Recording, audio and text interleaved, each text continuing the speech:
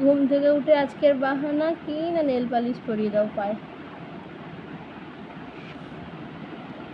এই পায়েও পরিয়ে দেবো, দাও।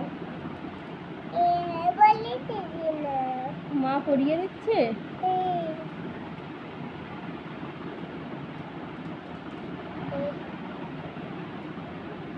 না হয়ে গেছে পড়া, না হয়ে গেছে পড়া। বলছে এই হাতেও পড়বে আবার, তাহলে হাত রাখো।